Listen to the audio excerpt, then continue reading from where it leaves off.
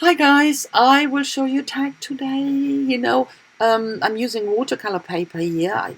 Most of the times I'm using watercolor paper, so I always cut my own tags, and in this case I put a layer of gesso on top just because I wanted to use the oxidings, but I didn't want them to soak into the paper because I wanted to remove them partially. We'll see, it makes sense later.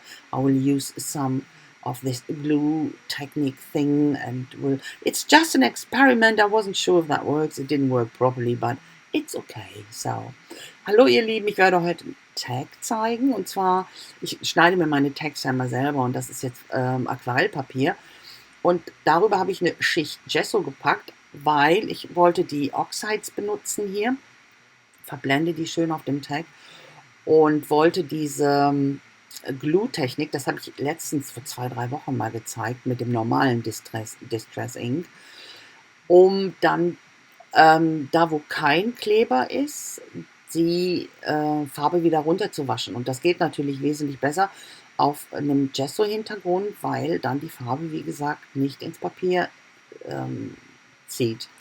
Ja, hat nicht so hundertprozentig geklappt. Es war jetzt nur ein Experiment und Rumspielen, aber letztendlich fand ich das Ergebnis ganz schön und zeigenswert. Das ist schon okay. Und muss ja nicht immer alles klappen. Und es muss ja nicht immer, das heißt ja nicht, dass es misslungen ist. Hat nur nicht in der Art und Weise funktioniert, wie ich es wollte. So, den Kleber lasse ich jetzt komplett trocknen. Das ist wichtig, dass der ganz, ganz trocken ist, bevor man da weiterarbeitet. Und dann habe ich die Hälfte meiner Aufnahmen irgendwie verloren oder zu spät angeschaltet. Genau, hier seht ihr, wie ich das Distress Oxide runterwasche. Und ihr seht ja, es ist hell, aber es ist nicht, ja, es ist schon nicht schlecht. Aber ihr seht immer noch ein paar Restfarben, aber das macht nichts. So, und auf diesen Stellen, die jetzt frei sind, benutze ich meine High Flows hier in Neon, in Gelb und in Neon, einfach weil ich die so super schön finde. Ich liebe diese Farben, und in der Kombination fand ich das auch ganz schön. You could see now, after the glue dried completely, I removed the inks or the oxides from the non-gluey parts.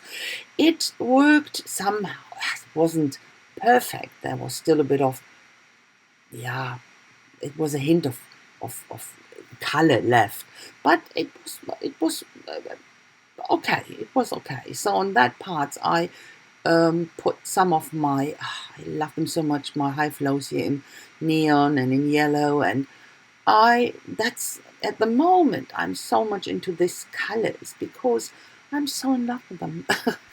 I think they are absolutely pretty, the prettiest colors at the moment I could think working with. So yeah, a bit boring might be, but so I'm stamping here with it. It's a new stamp set I got, and I wanted to play with them.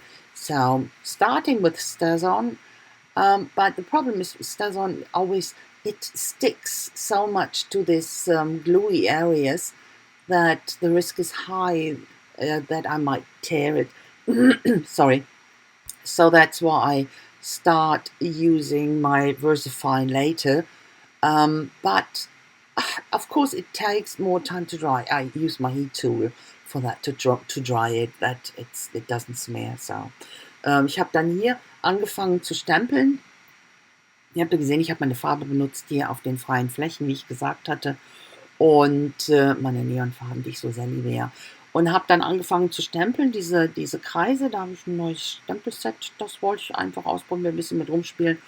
Und habe damit Stazon angefangen. Problem ist, auf diesen Kleberstellen, da klebt das so extrem, das würde ich mir kaputt reißen. Für 2, 3 Wochen auf dem Tag ist das auch passiert. Und deswegen habe ich dann die Worte, also das You und die anderen Sachen, mit dem VersaFine gestempelt. Das braucht natürlich länger, bis es trocknet. Da habe ich mein Föhn benutze ich dafür einfach. Da muss man natürlich gucken, dass es trocken ist. Das geht auch, aber es dauert halt länger. dann, und natürlich der Abdruck wird nicht so schön wenn du so diese Vollbuchstaben hast, ist relativ schwierig, da einen perfekten Abdruck in Schwarz zu bekommen.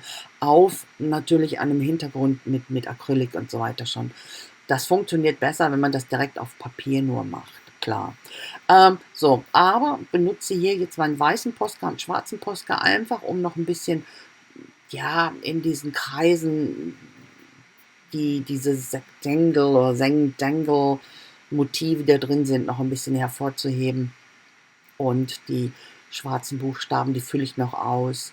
Und ja, das ist es eigentlich letztendlich. I'm using here my Posca pens in white and black just to enhance this Zentangle motifs in this circles and play around a bit, just having fun, because this tag is a whole experiment. I didn't expect a lot from it, but at the end I quite liked it, so and I think that is one of the tags that will end up on a card. That's what I mostly do with my tags.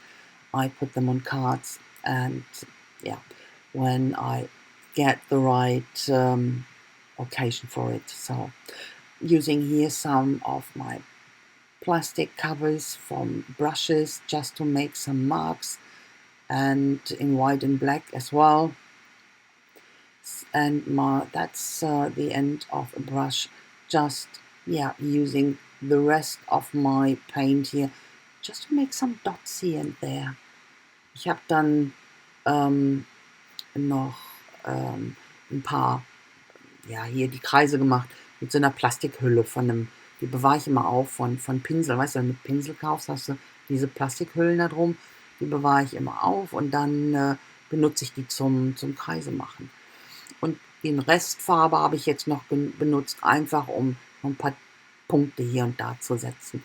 Da benutze ich einen Pinsel, die andere Seite von dem Pinsel. Das geht ganz gut. Einfach die Farbe noch abnutzen, klar, verbrauchen, benutzen, verbrauchen. Ein bisschen die Kanten mit Schwarz, einfach weil ich auch noch Farbe über hatte. Und dann packe ich die auf einen schwarzen Cardstock, weil ich auch einfach den Kontrast so gerne habe.